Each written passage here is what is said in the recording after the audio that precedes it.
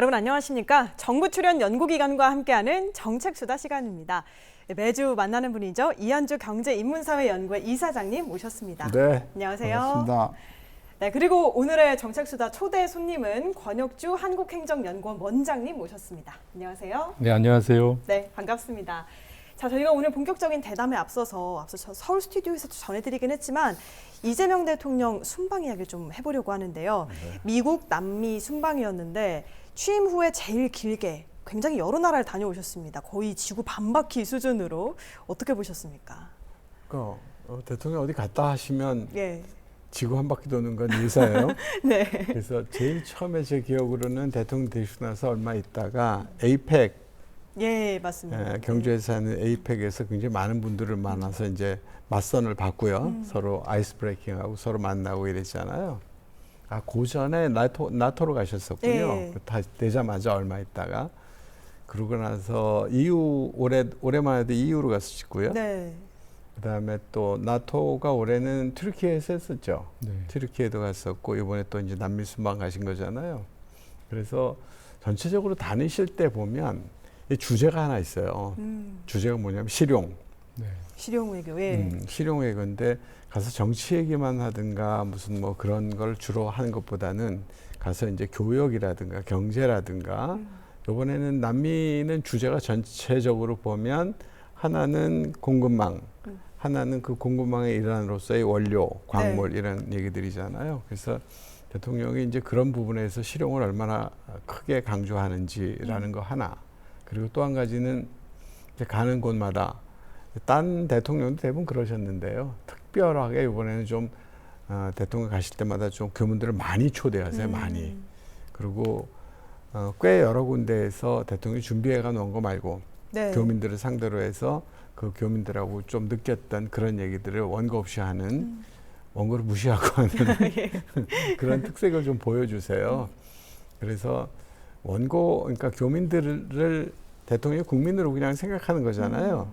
그래서 국민이 느꼈으면 좋겠다, 체감했으면 좋겠다라고 하는 바람이 대통령한테 있는 것 같고 네. 또 한 가지는 어찌됐든 지금 한국이 국제 경제의 전쟁 속에서 한국이 매우 중요한 요소로 자리 잡아야만 한다. 도태되면 안 된다. 이런 절박감 같은 게 좀 느껴지는 그런 것 같아요. 그러니까 얼마나 피곤하겠어요. 얼마나 뭐 행사로 가득 찬 거를 막 뭐 일주일씩 하고 그러니 얼마나 피곤하겠어요. 네. 그래도 이렇게 다니시는 거 보면 국민의 한 사람으로서 감사하게 생각이 듭니다. 굉장히 또 이번에 긴 시간 가셨기 때문에 맞아요.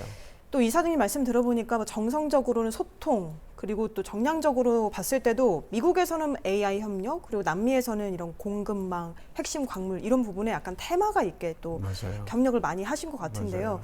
자, 그러면 이번에 국민의 일상으로 우리가 만약에 느낄 수 있도록 하기 위해서는 또 어떤 노력이 필요할까요? 대통령이요? 예, 이런 순방 성과를. 근데 이제 외교라고 하는 거는 외교라고 하는 건 딱 드러난 부분이잖아요. 네. 예컨대 이번에 미국 가서 9천억 이상을 하기로 했다라고 하면 그게 이제 따라가 줘야 되는 거지. 실제로 돈이 왔다 갔다 진짜지. 그 전에 약속한 거가 중요한 약속임에도 불구하고 후속 조치가 무지하게 많이 남아 있는 거잖아요. 네. 광물 협약도 그렇고 따라가야 될 게. 그래서 이제 대통령이 일단 물꼬를 트고 나면 그다음에 이제 발바닥이 닳도록 다니는 사람들이 몇 생겨야 돼요. 예. 외교부 쪽 사람들이 그럴 거고 산업부 쪽 사람들도 그렇게 그럴 거고 정부 부처에 관련된 사람들 전부 다 신발이 닳도록 돌아다니셔야 될 겁니다. 네. 그래야지 모처럼 물꼬를 튼 거를 실현시키고 그것도 국민들이 체감할 수 있도록 만들고 더군다나 이제 대통령이 그 내각하고 본인 스스로가 내각의 다짐을 국민들한테 한 게 있어요. 그게 뭐냐면 대체 불가라는 말을 했거든요. 만약에 대체당하시면 대통령 큰일 나시잖아요. 안 그러셔야 되니까 이제 무지하게 열심히 하는 수밖에 없고 그 내각이 혼연일체가 돼서 뜰 거라고 생각합니다. 네, MOU가 여러 건 체결되긴 했지만 어쨌든 이게 이걸로 끝나는 건 아니니까요. 그럼요. MOU는 말 그대로 MOU죠. 네. 기억해두자 하는 거잖아요. 메모해두자 하는 거잖아요. 예. MOU가. 그러니까 실제로 액션이 들어가고 그 액션에 따른 결과가 나오고 이러려면 시간이 걸리는데 그 시간을 당겨야 되고 내용을 확보해야 되고 또 양질의 것으로 바꿔야 되고 이래야만 하겠죠. 네. 확실히 공무원들의 발바닥이 정말 뜨거울 것 같다는 생각도 그게 드는데요. 말이야. 지구도 더워지는데 큰일 났어요. 예. 네. 지금 오늘 저희가 나눌 이야기도 사실 거기에 맞닿아 있습니다. 지금 이 시점에서 본격적인 오늘의 주제를 영상으로 한번 만나보겠습니다.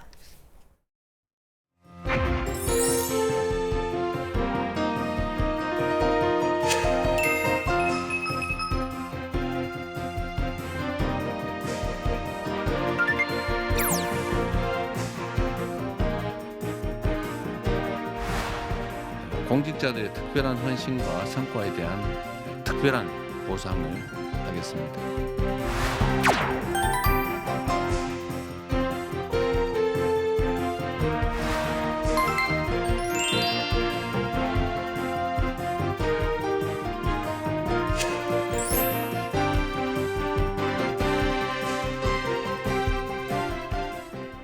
저희가 매주 이 시간에 정부 출연 연구기관과 만남을 또 계속하고 있는데요.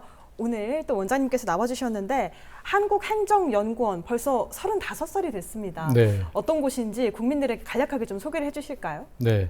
저희 한국행정연구원은 정부 출연 연구기관으로서 한국 행정에 관한 연구를 하고 있습니다. 그래서 네. 행정혁신, 또 정부 조직 인사, 규제관리, 재난안전, 또 정부 업무 평가 이런 분야하고 함께 국제개발 협력 등이 행정에 관한 전반적인 연구를 해서 정부 정책을 지원을 하고 있습니다. 예.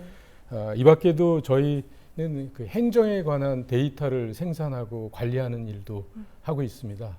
그리고 이제 저희 연구기관은 이제 다른 우리 경제인문사회 연구기관과 함께 협동 연구를 한다거나 또 학술단체하고 함께 행정에 관련된 사회적 담론 형성에도 기여를 해오고 있습니다. 네. 그리고 이제 지난 35년 동안 제가 이렇게 뒤돌아보면 우리 사회가 이렇게 변화라든지 개혁이 필요할 때 저희 행정연구원이 그 개혁의 방향에 대한 논리와 대안을 제시했다 이렇게 자부하고 있습니다. 네. 그리고 이제 최근에는 이 사회적 대전환기에 국가 역량 연구라고 하는 이 중장기 연구 주제를 가지고 연구를 수행하고 있습니다. 네. 그리고 이제 오늘 이제 말씀 나눌 주제인 적극 행정도 저희 한국행정연구원의 주요한 연구 주제 중에 하나입니다. 굉장히 또 우리 사회 전반에 행정이라는 게 국민이 좀 와닿지는 않을 수는 있지만 국가 기관과 또 밀접한 부분이고요. 네. 결국엔 국민 삶으로 가는 부분이기 때문에 더욱더 중요한 연구를 하고 계신 것 같은데요. 네. 자, 그런 의미에서 지난 4월에 이재명 대통령이 이 규제합리화위원회 회의에 참석해서 공직사회 우리 소극 행정에 대해서 강하게 좀 질타를 하셨습니다. 네. 특히 문제가 되는 일은 하지 말자는 분위기, 네. 이 분위기를 타파해야 한다고 네. 거듭해서 언급을 하셨는데 그럼 이 시점에서 적극 행정이란 대체 무엇일까요? 네. 이 적극 행정은 법령이라든지 규정이 그 적용을 할 때 모호한 경우가 있습니다. 네. 그리고 또 어떤 일에 대해서는 규정이 부존재하는, 존재하지 않는 경우가 있습니다. 이런 상황에서 공무원들이 이제 실제 일을 하면서 그걸 적용을 해야 되고 또 적극적으로 아이디어를 제시하고 행정을 추진하는 것을 말합니다. 네. 이제 그런데 이 법률이라고 하는 것이 사실은 모든 상황에서 구체적으로 세세하게 기술할 수가 없기 때문에 실제로 이제 공무원들이 적극적으로 행동하고 해석하고 이런 게 필요하죠. 그리고 이제 사실 또 사회 상황이 이제 바뀌고 또 최근처럼 기술이 급격하게 변할 때는 우리가 그동안 생각하지 못했던 이런 문제들이 발생합니다. 네. 이럴 때 어떻게 해야 되는지 바로 이제 공무원들의 적극 행정이 필요할 때입니다. 그런데 이제 이 적극 행정이라는 것이 규정이 모호하기 때문에 공무원 입장에서는 법령 규정에 근거하지 않는 어떤 행정 업무를 추진하다가 감사를 받는다든지 네. 또 그 결과 징계를 받을 수 있다든지 이런 책임에 대한 걱정을 하지 않을 수 없습니다. 근데 이렇게 책임을 걱정을 하다 보면 그동안 해오던 방식대로 소극적으로 일을 하게 되고 또 이렇게 소극 행정이 만연하게 되면 아까 대통령께서 말씀하신 것처럼 국민의 불편을 해소하지 못하고 또 우리 사회가 이렇게 급격히 변화하는 시기에 적극적으로 대처하지 못해서 후퇴하는 결과를 초래할 수 있을 것 같습니다. 그런 네. 면에서 보면 적극 행정이 매우 중요하다고 그렇게 생각하고 있습니다. 네, 결국에는 모호한 규정의 빈 부분을 채워주기 위해서는 적극 행정이 필수적인 것인데 네. 국민을 위한 적극 행정이란 이런 걸까요? 관련해서 이재명 대통령의 발언 직접 들어보겠습니다. 제가 어려워질수록 취약계층이 받는 충격이 훨씬 더 큽니다. 민생 경제 충격 완화를 위한 골든타임을 절대로 허비해서는 안 되겠습니다. 위기일수록 민생 안정과 경제 회복이 뒷걸음질 치지 않게 재정의 신속한 투입도 꼭 필요합니다. 결국 추경 편성을 하지 않을 수가 없는데 추경 편성도 최대한 신속하게 해주기 바랍니다. 이게 뭐 추경 편성하기로 결정하고 나면 빠르게 한다고 하는 게 한두 달씩 걸리는 게 기존의 관행인 것 같은데 어렵더라도 밤새서 정책시장님 아시겠죠? 밤새서 주말이 어디 있어요 지금? 방금 전까지 좀 편하게 하라고 하시는 그건 그거고 최대한 신속하게 그렇게 하겠습니다. 어쨌든 우리가 국민들께 해드릴 수 있는 일들이 이런 거죠. 똑같은 역량을 가지고 일을 하되 시간을 최소한으로 줄이고 또 중간에 새는 데 없게 치밀하게 또 안도 만들고 어렵긴 하겠지만 그렇게 하는 게 실력이자 역량 아닐까 싶어요.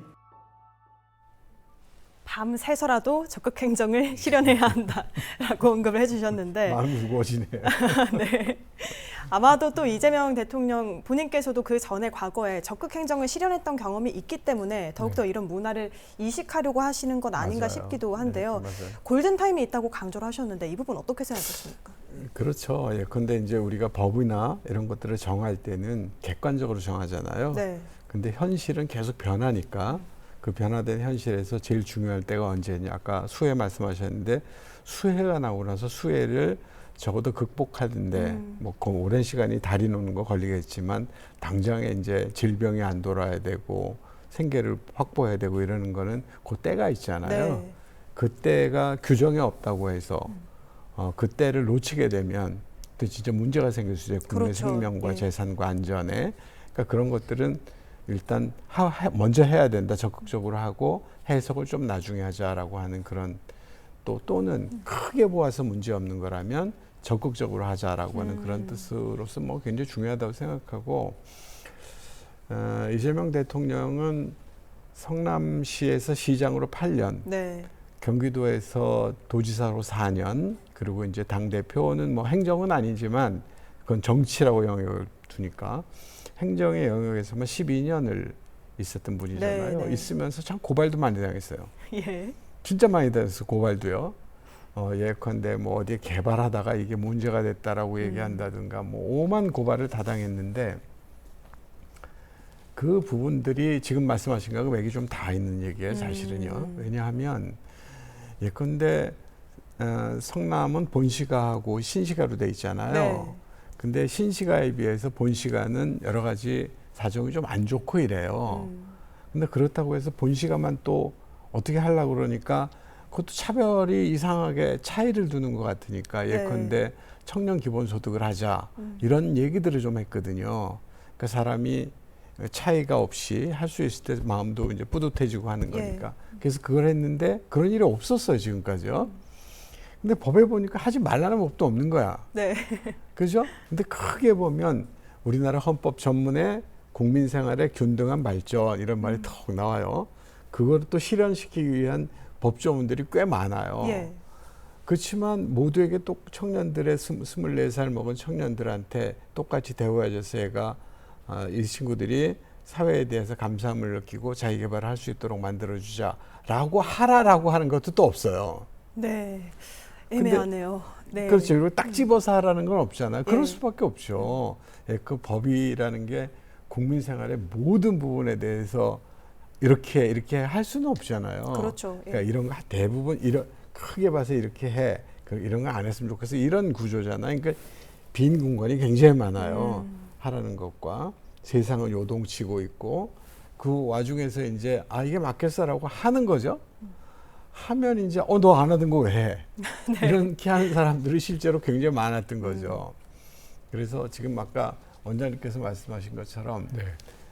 법은 정태적이고 움직이지 않고 세상은 막 바뀌니까 세상이 너무 지나가고 나면 해도 소용없을 때가 있으니까 적시에 적기에 정량으로 하자 하는 거죠. 아까 대통령 말씀 중에는 토일이 어딨어 휴일이 없어 이렇게 얘기하는데 그건 열심히 하라는 얘기고 열심히 하는 것과는 별개로 적극적으로 해석하고 적극적으로 행동하라라고 하는 건 또 다른 얘기거든요. 예. 당연히 열심히 해야 되겠지만 또 한 가지는 적극적으로 해석해달라 하는 그런 얘기를 아마 이제 적극 행정이라고 이제 말씀하시고 학계에서 되게 이제 정리된 말인데, 네. 근데 현실은 좀 어렵긴 여전히 어려워요. 네. 공무원들한테 묻는 규정과 뭐 조례와 이런 것들에 따라 공무원들한테 죄를 잘 물어요 원래. 그 중에 한 그렇죠. 가지가 예. 직권남용이에요. 야 이거 나대다가 직권남용 되는 거 아니야 이럴 수도 있고, 또 한 가지가 잘 적용 안 하는 건데 그날 또 하나 하는 게 있어요. 그게 직권남용만 있는 게 아니라 직무유기도 또 있어요. 예. 직무유기는 안 하다가 걸리면 안 되거든요. 이 사이를 균형 맞추는 게 참 어렵죠 공무원들이. 네. 그래서 이거는 첫 번째로 대통령이 분위기를 만들어 주셔야 돼요. 선의를 가지고 적극적으로 행동하다가 문제가 되지 않도록, 네. 그다음에 해야 될 일을 안 하면 직무유기잖아요. 그렇죠. 이럴 때는 뭐 이렇게 손을 이끌고 간다든가 한마디 나무란다든가 뭐 이런 거를 해가면서까지 해야 되는데, 대통령이 분위기를 잡아주고 그다음에 정부하고 또 그 분위기에 맞춰서 가면 저는 분명히 국민들이 이해합니다. 네. 이재명 대통령이 실제로 이 사장님 말씀처럼 기관장이 책임진다는 걸 확실히 말해줘라 이렇게 국무회의에서도 강조를 하셨고, 그러네요. 예, 이런 부분들 일을 열심히 하면 감사를 받고 뭐 일을 안 하면 그냥 넘어가는, 문제가 없는 이런 행태를 여러 번 또 지적을 하시기도 했는데요. 말씀을 들어보니까 법과 규정 사이의 그 공백이 생각보다도 좀 큰 것 같습니다. 사람이 판단을 해야 되는 부분이요. 맞아요. 그런 의미에서 이런 민주주의나 국민주권 정부의 관점에서는 네. 적극행정이 어떤 가치를 가질까요?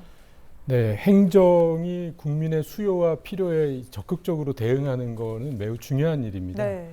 근데 이제 우리가 정부 행정의 주요 원칙이다 하면 정부 정책이 원하는 성과를 달성하는 효과성의 원칙이 있고요. 그다음에 정책을 추진하면서 낭비 없이 알뜰하게 정책을 추진하는 이 효율성의 원칙이 있습니다. 네. 그런데 이제 민주주의 정부에서는 이 두 가지 효율성, 효과성뿐만 아니라 대응성의 원칙이 중요합니다. 대응성. 네, 네. 그래서 국민이 필요로 하는 정책을 적극적으로 대응하고 또 사회 문제를 열심히 풀어나가는 이런 대응성의 원칙이 중요합니다. 이렇게 보면은 적극 행정이라고 하는 것은 민주주의의 대응성이라고 하는 가치에 이제 기여하는 그런 노력이라고도 이렇게 말씀드릴 수 있습니다. 네. 효과성, 효율성, 대응성 이렇게 네. 짚어주셨는데 그럼 대응을 어떻게 해야 잘할 수 있을까요? 잘하는 게 중요할 것 같고요. 네. 그래서 이번에 이제 정부를 구성을 하고 이럴 때 예. 대통령은 이제 선거를 치르면서 계속 이제 그 생각을 하셨고, 그다음에 선거를 치르는 와중에 그리고 이번 정부를 구성할 때 쉽게 우선 공무원들이 쉽게 이해를 해야 되고 국민들도 쉽게 이해할 수 있는 게 어떤 것들이 있을까 해서 행동 강령 비슷한 걸 정한 게 있어요. 제가 지난번에 네. 언제 나와서 말씀드린 게 있는 건 하는 게 있는데, 하나는 통합을 해야 되겠다. 네. 그죠. 또 한 가지는 국민들이 신뢰할 수 있도록 해야 되겠다. 또 한 가지는 성과를 내야 되겠다 이건데, 그거를 방법을 정해줬어요. 오. 통합을 하기 위해서는 무슨 방법인데 들어야 된다. 그래서 경청과 통합 이렇게 원인과 결과 짓듯이 네. 수단과 목적을 정해줬고요. 예. 또 한 가지는 신뢰를 얻으려면 공정해야 되겠다. 그래서 공정과 신뢰 이렇게 정해줬었고, 또 한 가지가 실용과 성과 이렇게 정해졌죠. 그러니까 목표가 있지만 실제로 행동하는 행동 원칙은 경청해라, 네. 공정해라, 그리고 실용을 생각해라. 이게 이제 이번 정부, 저희가 이제 국정과제를 정하고 원칙을 정할 때 그냥 정하는 건 아니라 대통령하고 상의해가면서 대통령 말씀을 듣고, 그다음에 또 저희들이 또 그런 것들을 뭐 잘 정리를 해서 하는 게 이제 일이었는데, 그 경청이라고 하는 게 참 중요합니다. 네. 그러니까 각급 단위 기관장들, 뭐 의장과 면장 이런 데서부터 시작을 해서 기초지자체, 그다음에 광역지자체, 대통령 할 거 없이 사실 잘 들어야 됩니다. 예. 잘 들어야 되는 게 이제 국민들의 목소리를 잘 들어야 될 뿐만 아니라 또 내 목소리도 잘 들려줘야 됩니다. 국민들께. 그 제일 쉬운 방법은 일단 뭐 하는지 다 그냥 다 확 투명하게. 예. 보여주는 거죠. 뭐 그래서 대통령 국무회의를 하든가 뭐든 다 보여주잖아요. 지금 우리나라의 정책된 정치적인 서사 중에 하나는 대통령이 됐든 장관이 됐든 도의사가 됐든 시장이 됐든 논의하는 구조를 다 보여준다. 이게 효과적이다라고 하는 거는 이미 정착이 된 것 같아요. 그거는요. 예. 장관들 대부분 다 그렇게 합니다. 네. 뭐 국무총리도 따라하고 다 그렇게 따라해서 아주 굉장한 대한민국의 정치적 서사가 하나 만들어졌다 이렇게 생각을 하는데 이게 이제 굉장히 중요한 겁니다. 국민들한테 말씀드리는 게 그럼 국민들이 그걸 보고 또 자기 얘기를 할 기회가 지금 굉장히 많잖아요. 얘기를 했으니 들을 거 아니에요. 그래서 이미 한국 사회에서는 이번 정부 들어서 앞으로 우리 사회가 가져가야 될 것 중에 굉장히 큰 자산, 사회 운영에서 자산 이거는 들려주고 그리고 듣고 네. 하는 것들을 어떤 방식으로든지 해야 된다라고 하는 거는 앞으로 뭐 이번 정부부터 시작해서 앞으로 나갈 이런 모든 정부들에 있어서 규범이 된 거 아닌가 싶어요. 네. 생각하면 지난 정부에서도 약간 그러려는 노력들을 조금 하긴 했었어요. 그게 이제 지금은 이제 탄핵당하셨지만 전 정부의 대통령께서 집 앞에 나오셨을 때 기자들이 기다리고 있으면 그 앞에서 이제 기자들께 하는 말을 했잖아요. 네. 저는 그래도 좋게 해석하면 국민들한테 알려주고 싶은 그런 내용이었다 이렇게 보여주고 알려드리고자 하는 그런 시도였다고 생각하는데 이번 정부에서 이제 훨씬 효과적이고 전면적이고 개방적으로 그냥 했다 이렇게 얘기를 할 수 있었어서 네. 아까 말씀하신 것대로 이게 예컨대 우리가 뭘 하고 있고 국민들이 들었을 때 저게 나는 이건데 사실 좀 부족해 이러면 또 얘기를 하게 되고 네. 그 얘기에 대해서 또 적극적으로 듣고 이 과정을 통해서 실수 없이 이거 잘못했다가 이거 직권남용에 가는 거 아니야? 이것도 아무것도 안 하겠다가 이거 잘못되는 거 아니야? 이런 거를 벗어나게 하는 데에는 그 듣는 거 네. 이게 우선 가장 먼저 시작돼야 되지 않을까 이렇게 생각해요. 네. 실제로 이재명 대통령도 민원 같은 것들 보물창고니까 헛들어 듣지 않고 잘 들어라 이렇게 맞아요, 언급을 하셨는데요. 맞아요. 이런 적극 행정이라는 게 결국에는 설명해 주신 것처럼 경청하고 또 소통하는 그 과정의 작은 단위로 들어가면 적극 행정인 것 같습니다. 그렇죠. 예. 네. 그런 차원에서 행정 얘기를 할 때 요즘 빠질 수가 없는 게 또 AI 관련된 부분입니다. 네. 이제는 스마트 행정이 실현이 벌써 되고 있는 상황인데 네. 그러면 AI 기술이 이렇게 현장 깊숙이 들어오면서 현장도 많이 바뀌었을 것 같아요. 어떻습니까? 네. 네, 아직 뭐 깊숙이까지라고 이렇게 단언하기는 좀 어렵고요. 그러나 네. 꾸준히 AI 기술이 행정 현장에 도입이 되고 있습니다. 예. 그래서 이제 과거에는 불가능하다고 생각했던 굉장히 거대한 데이터 세트를 이제 AI가 신속하게 분석을 해서 공무원들에게 의사결정의 대안을 이렇게 제시하는 그런 상황까지 이제 도래했다고 말씀드릴 수 있습니다. 네. 그런데 이제 우리가 여기서 좀 주의해야 될 점은 이 AI는 근본적으로 지금까지 축적된 데이터를 기반으로 하기 때문에 그렇죠. 네, 그래서 기존의 관행을 벗어나는 혁신적 의사결정을 제시하기가 좀 어렵습니다. 그리고 또 우리가 새로운 상황에 부딪히면 기존의 데이터가 그걸 설명할 수가 없는 거죠. 네. 또 한편으로는 우리 사람들의 미묘한 감정 같은 거는 또 데이터로 표현되기가 어렵기 때문에 AI의 의사결정이 항상 적절하다라고 말씀드릴 수가 없는 상황입니다. 이런 상황에서 공무원이 적절하게 재량권을 발휘해서 AI가 제시하는 대안 중에서 잘 선택해야 되고 또 동시에 이제 AI가 최근에도 많이 논의가 되지만 잘못된 결정을 하는 경우가 있습니다. 네. 그런 걸 걸러낼 수가 있어야 되고 그리고 사실은 혁신은 결국은 공무원의 아이디어에서 나온다고 저는 생각합니다. 그래서 그러기 위해서는 공무원의 역량이 필요하고요. 이제 앞으로 이제 그 AI가 점점 발전을 하면 AI의 의사결정 이 문제하고 그 다음에 공무원이 갖는 재량권 네. 그리고 이것에 대한 책임을 누가 질 것이냐 하는 이런 합리적인 그런 기준 마련이 적극 행정 분야에서도 굉장히 중요한 논점이 되지 않을까 그렇게 생각하고 있습니다. 네. 이 부분 좀 어려운데요. AI가 책임을 져야 할지 네. 만약에 정말 AGI에 가까운 그런 사회가 도래한다면요. 어떤 또 보완책 필요하다고 보시는지요, 이사장님? 이게 이제 보완책 이제 지금은 네.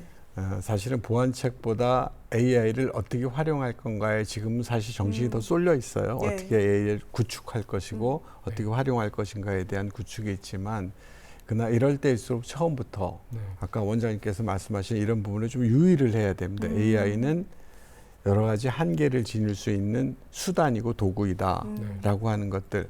AI가 민주주의를 가져다 줄 것인지에 대해서는 대부분의 연구자들은 AI는 민주주의인 것은 아니다, 보장되는 건 아니다라고 생각을 해요. AI는 모으잖아요. 네.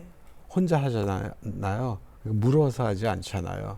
어떤지 묻고 그걸 반응하고 이러지 않잖아요. 예. 지금까지 쌓여졌던 걸 싹 모아서 이렇다라고 너무 자신 있게 얘기하잖아요. 네, 단언하죠. 무섭게 자신하죠. 그런 점에서 우리는 보통 얘기할 때 이렇게 살피고 반응을 보고 이러잖아요. 개인 간에도. 네. 그런 것처럼 AI 자체가 민주주의일까라는 생각에는 회의를 좀 가져야 되고요. 결국은 판단하고 결정하는 거는 개인이기 때문에 네. 각각의 주체적이기 때문에 국민들뿐만 아니라 공무원들도 이런 거에 대해서 매우 유의를 해야 됩니다.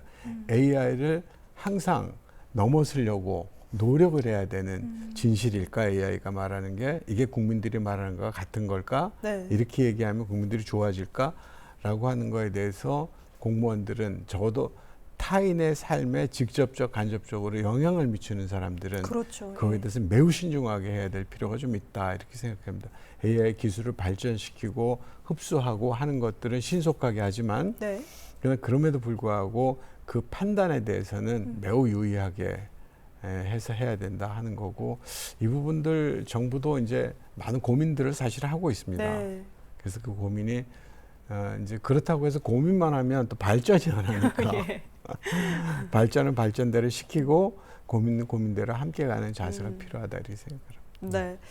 AI 기술을 어떻게 보면 잘 활용하는 방법은 질문을 잘하는 것도 있겠지만 잘 의심하는 것도 있겠네요. 그러죠. 예. 그렇죠. 예. 일반 국민들도 마찬가지고 이건 공무원도 해당이 될 것 같은데요. 네. AI를 잘 쓸 수 있도록 역량을 강화하려면 어떤 또 방식이 필요할까요? 네. 제일 먼저는 AI를 사용자로서 잘 활용하는 능력이 필요하겠죠. 네. 근데 AI 기술이 이제 발전을 하면서 사실은 사용자로서의 활용은 점점 쉬워지고 있습니다. 그래서 공무원들의 이 사용자로서의 활용 능력을 키우는 일은 사실은 아주 어려운 일이라고 생각되지는 않습니다. 근데 이제 진짜로 더욱 중요한 거는 이 행정의 AI를 활용을 어떻게 할 것인지 이걸 기획하고 네. 또 그런 프로그램을 구축해낼 수 있는 혁신적 역량이 중요하다고 이렇게 생각이 듭니다. 이 혁신적 역량이라고 하는 건 우리가 행정의 업무에서 이 업무는 AI를 적용해서 하면 훨씬 더 우리가 효율성이라든지 개선을 할 수 있겠구나 하는 그런 문제의식을 갖는 겁니다. 네. 그래서 단순히 업무를 추진하는 게 아니라 그 업무에 깔려있는 데이터가 어떤 것인지 또 업무의 프로세스가 어떻게 진행되고 있는지 또 전체 메커니즘은 어떤지 이런 것들을 공무원이 잘 파악해가지고 이거를 AI로 할 수 있겠구나 하는 이런 기획 능력을 갖고 네. 동시에 이 AI 관련된 기술 엔지니어하고 협업할 수 있는 능력이 굉장히 중요합니다. 그러니까 AI 엔지니어가 자동적으로 AI 프로그램을 만드는 게 아니라 공무원과 그러니까 업무를 아는 공무원과 끊임없이 협업을 해야 되는 것이죠. 그래서 이런 게 굉장히 중요한데 행정안전부에서는 이런 기획 능력을 가진 공무원을 AI 챔피언이라고 이렇게 부르고 예. 교육 훈련을 제공을 하고 있습니다. 그래서 아주 좋은 시도라고 생각하는데 저는 여기서 좀 더 나아가서 네. 공무원이 이렇게 기획을 할 수 있도록 할 수 있는 도전 정신, 또 실험 정신 이런 것들을 우리가 공무원 조직에서도 존중을 해야 되고 동시에 이렇게 기획을 한다고 해서 반드시 성공하는 게 아니기 때문에 네. 실패를 수용할 수 있는 조직의 인식 변화 이런 것들이 필요하다. 다시 말해서 적극 행정적인 태도가 필요하다는 말씀드릴 수 있을 것 같습니다. 네. 그런 문화 자체를 아예 만들어내야 된다. 네. 네.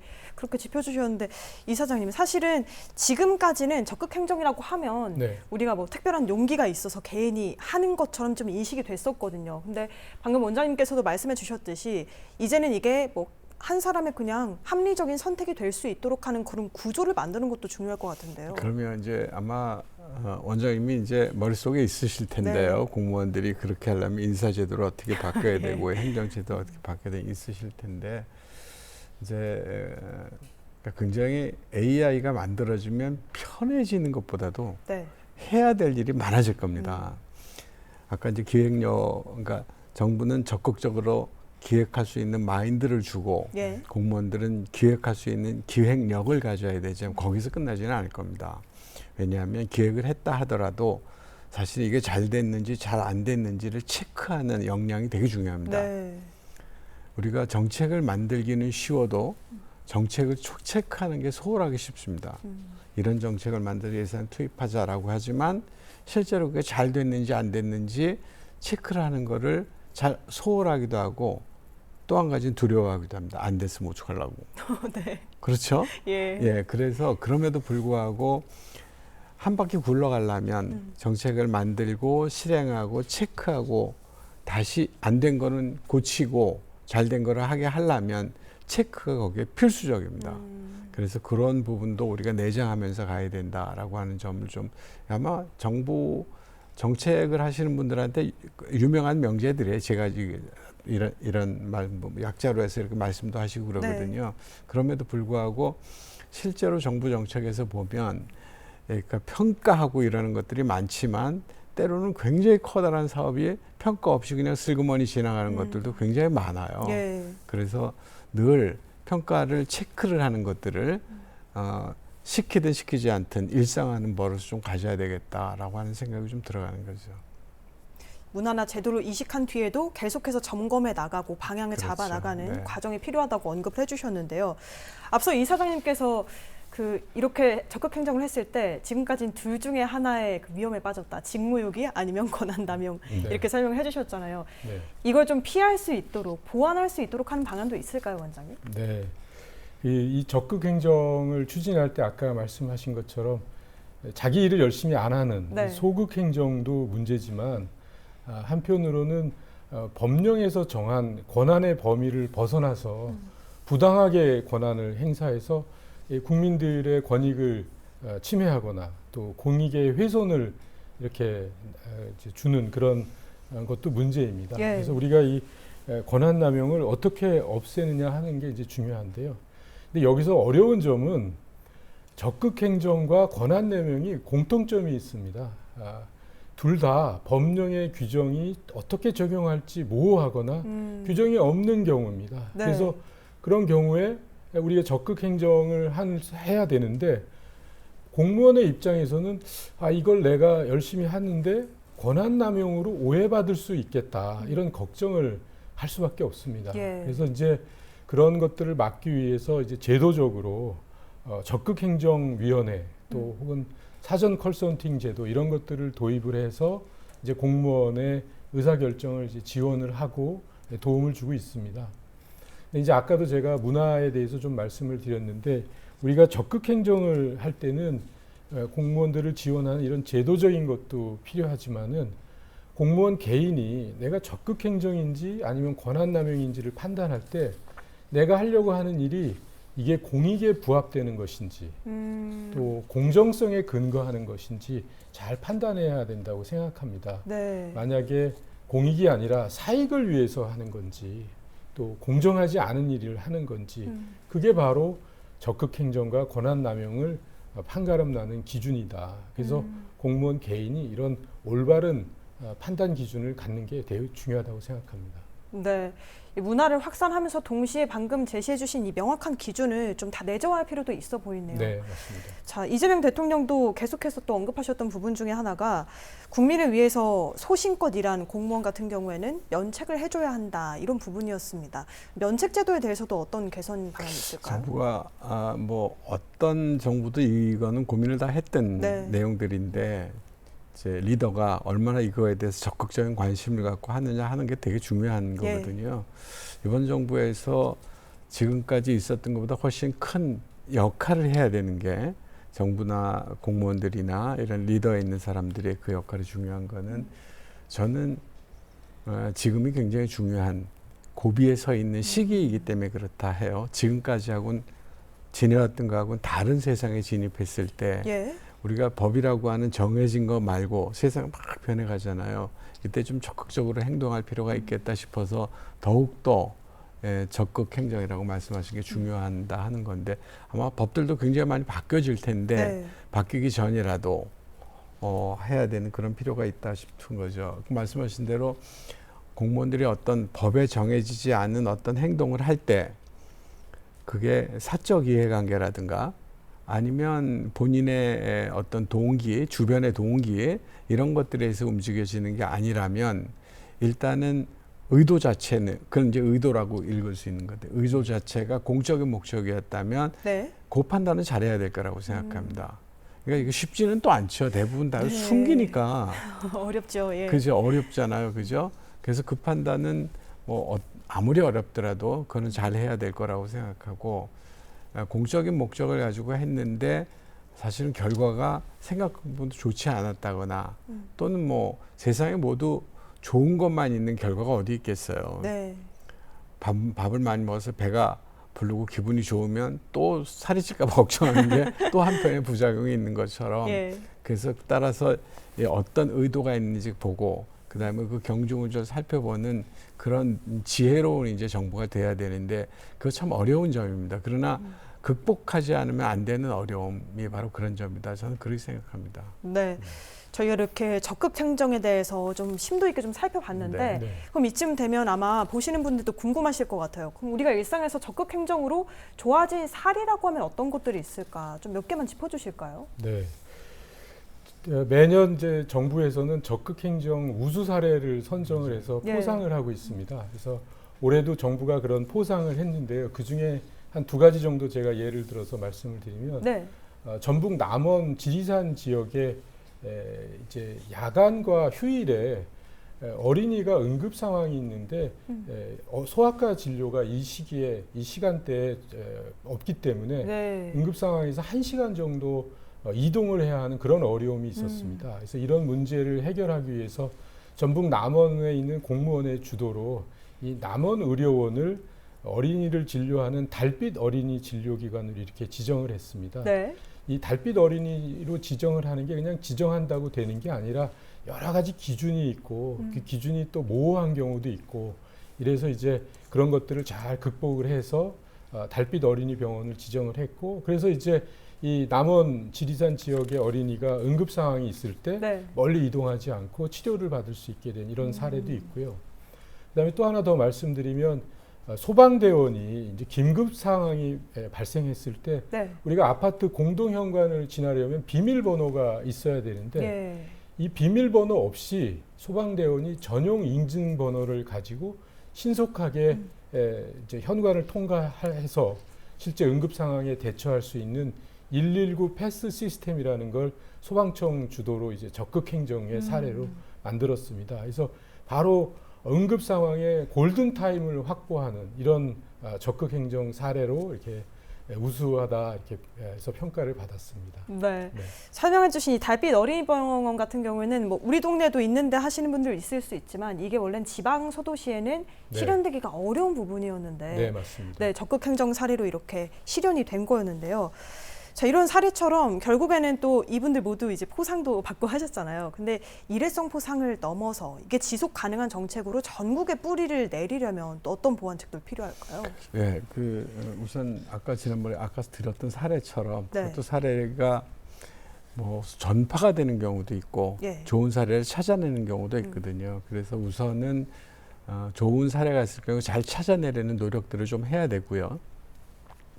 찾아냈으면 그것들을 잘 전파를 하고 이래야 되는. 그래서 저는 우수 사례집을 네. 만들었으면 좋겠어요. 네. 그러니까 포사한 거 말고 우수 사례집을 해서 올려놓고 이 사례를 잘 뺏겨도 좋은 사례다. 네. 라고 제가 당에 우리 민주당에 있을 때 민주원장으로 있을 때 민주주의와 관련된 우수한 사례들을 200개를 선정했어요. 좋은 정책들을. 네. 민주주의를 함양시키는데 좋은 정책들 200개를 뽑아서 올려놨어요. 그리고 상도 주게 하고 올려도 놨더니 딴 데서도 비슷하면 지방자치는 비슷하거든요. 예. 막 뺏겨가기 시작해요. 그래서 이런 전달 과정에서 정부가 조금 더 신경을 써야 될 것 같고 국민들이 더 중요한데 좋은 정부, 좋은 공무원은 결국 국민이 만듭니다. 그런 점에서 공무원들이 민주주의에 대한 확고한 신념을 좀 가지셔야 됩니다. 우리가 민주주의로 벗어나서는 모든 것들이 다 허물어질 수 있다는 것. 그다음에 민주주의라는 것조차 따지고 보면 만들었다고 해서 끝나는 게 아니라 네. 얼마든지 악화되고 후퇴될 수 있다라는 거는 미국도 그런 게 보여지고 유럽도 그런 게 막 보여지잖아요. 그러니까 국민들이 끊임없이 민주주의에 대한 각성, 예, 조금 오래된 표현이지만 깨어있는 시민으로서 자기 주체성 네. 이런 것들을 갖고 소통하고 이래야지만 정부도 늘 경각심을 갖고 공무원들도 잘해야 되겠다 이런 생각을 하지 않을까 생각합니다. 네, 국민의 주체성 그리고 또 공무원들의 재량성 네. 우리가 또 가져가야 될 과제들이 좀 이렇게 남아 있는 네. 것 같습니다. 자, 공무원의 소신 있는 판단과 AI 기술이 만나서 만들어내는 적극 행정, 이제는 일회성 성과를 넘어서 국민의 일상을 지키는 든든한 제도로 안착하길 기대해 보겠습니다. 지금까지 이한주 경제인문사회연구회 이사장, 권혁주 한국행정연구원장과 이야기 나눴습니다. 오늘 말씀 고맙습니다. 네, 고맙습니다. 감사합니다. 네. 고맙습니다.